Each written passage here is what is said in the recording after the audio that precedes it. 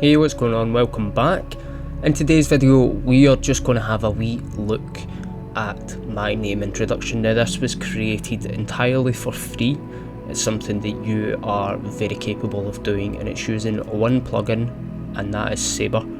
Sabre is free online and it is fantastic. Once you kind of get the hang of it and you start experimenting, you realise that there's so much you can do, and just in this video we sort of look at it, but not in a great detail. Now what you can see in the background just now is me basically fiddling around, looking at different scalings, getting used to it, because this is probably the first time I've used it on my new PC. I created a composition, made it black because that's what we wanted. We're just downloading Sabre, so this just shows you how quick and easy to get it, and all you have to do is just basically restart. So we've created a new text file down there on the bottom left, and you have your font. You can get them from DAF fonts or use the base ones. The base ones are actually great. There's a few that I really like Typographica and stuff like that. Now once you've got your text, with this one, what you're going to see is me basically aligning it using the align tool. Super helpful to make sure that your text is sitting dead center.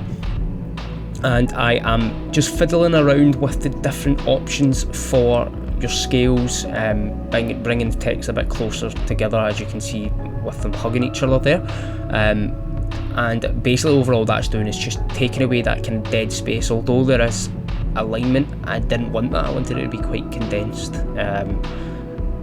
Overall I've changed quite a lot of how I'm going to do things going forward, but this is quite interesting to look, and it's the first production that I did, and I think it looks quite snazzy.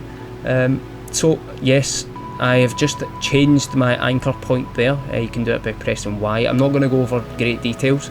It's not going to be the best explanation. It's just kind of showing you have the capabilities of having a look, slowing down the video and stuff like that. Go nuts. Now we have Sabre. We've attached that to our adjustment layer.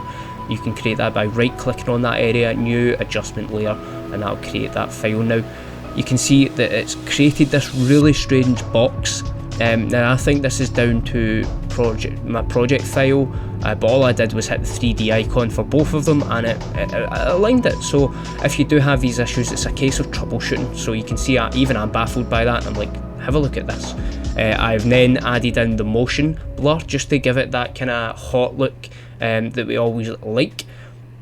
And to get the text layer to be on that neon effect, you can see in the customized core we've hit text layer, we've added the text layer to Cobb, and it's sourced. So it's basically finding the text, which has to be underneath it. If you're working in a big project file and this is going to be on the top, it has to be underneath so that they can find each other, and then you can do that. So you can go through here, and what I'm going to do is I'm just going to kind of quickly flick through the different styles, but every style has this sort of smoky or burny effect, and there's some really wild ones, as you can see. With that, I end up using some elements from that, and you can actually do that. The more you look in, investigate with this plugin, is you can add a fire effect to something that's quite watery or electric-y, and it's quite diverse. But you'll see here a few fire effects, quite a few, some real neon effects. It's got a style, but even the colours are customizable. So if you're wanting the fire to be blue, make it look that watery effect, you can do it. And you can see that there when I'm going through distortion on the glow. You can see I've changed that, and now it's smoky. So you're seeing that smoky background instead of a watery effect, and just changing the speed, the pace. This is a sped up clip, by the way. It's not lifetime. I will do a stream properly just to kind of explain it, but I wanted to kind of go through the troubleshooting and basically get the brand sorted to do it. There's no point just doing it.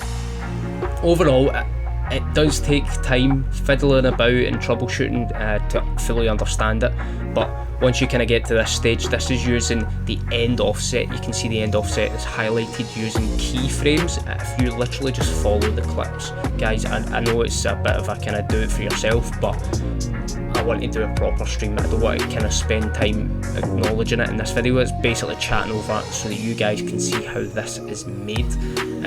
So there will be more in the future. Once you've got your keyframes, I have easy eased them, but easy ease is only so good as it seems. So we go into the speed graph, which you can see I clicked highlighted, and in this it's all about just finding it to your preference. I wanted a flick on the C, and that's all I'm focusing on is the C and the flick of the Y. And yeah, just fiddling about, finding it the absolute perfect, you know, it might be front heavy, back heavy, it could take ages, but once you get it, it sort of looks something like that. Bearing in mind that this isn't a 100%, you can see the bees overflowing, there's some tails, but it was something I was quite pleased with. A late night kind of session, as a late night one, is that like half past 11, jeez, 25 to 12, man, get your bed. With this font I didn't have forward slashes and dots, so I had to basically sort that, but all I'm doing with this is creating a new text file, adding Saber in, creating that as its own composition, because you can see here it's not going to fly. As soon as you put Saber onto an adjustment layer, it tries to take up the full screen.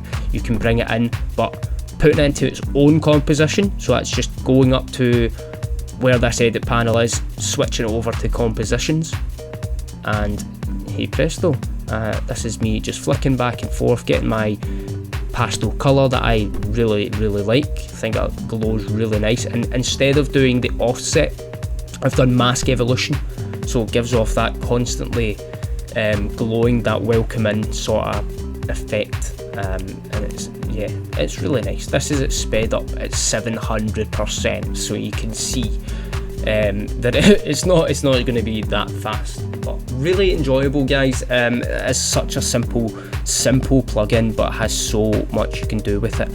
In this video I changed the colours, and here I'm just fiddling about, trial and error. Guys, this is me creating a white solid to mask over it, multiply it, which you can see starts to kind of work. Once I've got my square, difference, no real difference on that. You can see the differences on the composition, so that big black square that was there is actually blending in, and yeah, it may take the tinge down, but you have elements that you can boost the colour really through. So guys, apologies, it's not the best explanation, it's actually a pretty shit one, but it's quite cool to look at this stuff. I think I've always enjoyed it, and it's something I wanted to put out. I am going to do a lot more streams on editing as time goes on. Pardon the Greg FPS, all show support to the zombie streamers, and carry on grinding, guys. This is me just creating a pastel background just out of the colours, using the four colour gradient map. I'm using that as an overlay, and basically that's going to change the colours. You can see that there, and that's the final product. Enjoy.